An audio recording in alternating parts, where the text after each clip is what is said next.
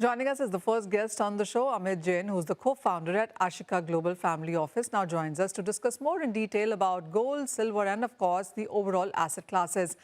Thank you so much, Amit, for taking time out for us. First of all, about gold then, and it clearly has been a star performer for 2025, nearly 60% of gains, a string of all-time highs, so much so that apart from the gold enthusiasts, it has been ETFs, which has shown us very strong numbers, and then almost mainstream because mutual funds to family offices to institutions, even corporate treasuries were looking at gold. How would you look at back at 2025 and talk to us about gold? Thank you, Manisha, for having me on the show. Honestly, we have been bullish on the gold since 2020. If you see various media interaction in last 4 5 years, we have been consistently bullish on the gold since the price was around $1,400 an ounce, and today the price has already touched $4,200 an ounce, which is almost a 300% return in last 4 to 5 years.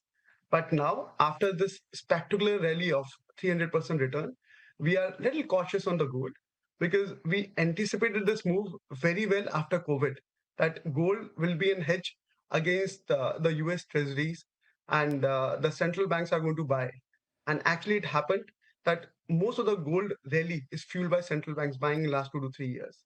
But today, we believe that that rally majorly has played out, and it's a time to be cautious.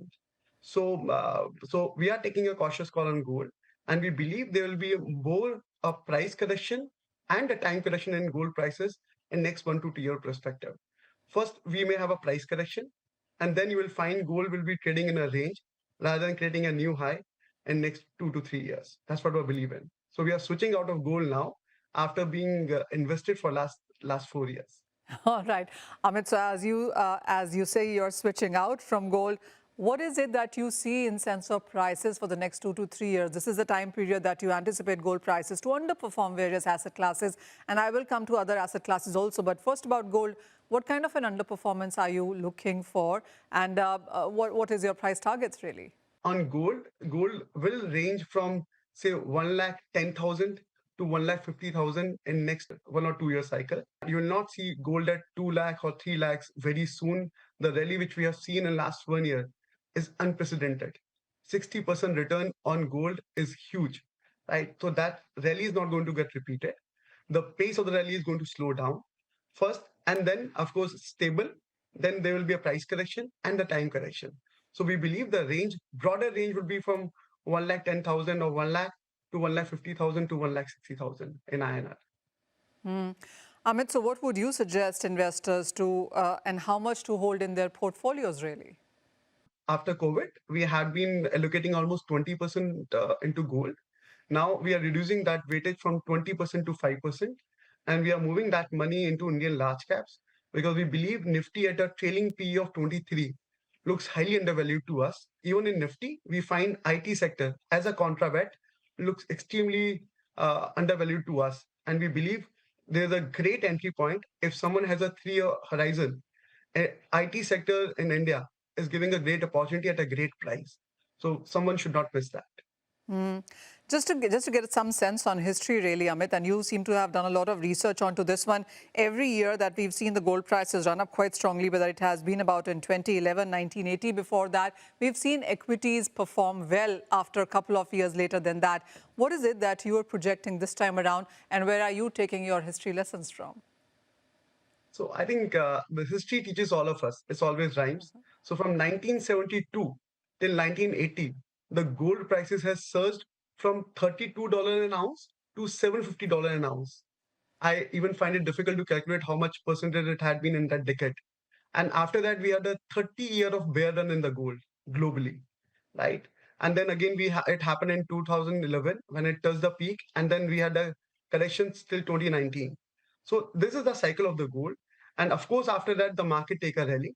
So we believe that the majority of the gold rally is done now, and history will rhyme itself, and we'll have a big rally in the Indian markets. At least on the Nifty stocks, we are extremely bullish on, particularly in IT sector and FMCG sector. We believe they are going to lead the next rally of the Nifty. IT and FMCG. Why would you believe that, Amit? Because when you look at the rest of the world, there still are tariff concerns, even slowdown concerns. Rate cuts is something that we're talking about as well. Would you believe that India, in that sense, is more resilient, could do better than rest of the world? And where do you see this confidence coming from? When I compare Nasdaq is currently trading at a P of 33, earning yield of less than 3%, right? On the contrary, you're finding US GSEC, which is giving you a return of 4%. So there's a big dichotomy between the bond market and equity market globally. And I think with time, you'll find an equilibrium between both the markets, right? So the riskiest market, which is equities, are giving you 3% return, less than 3% return. And the safest market, which is the US bond, is giving you 4% return.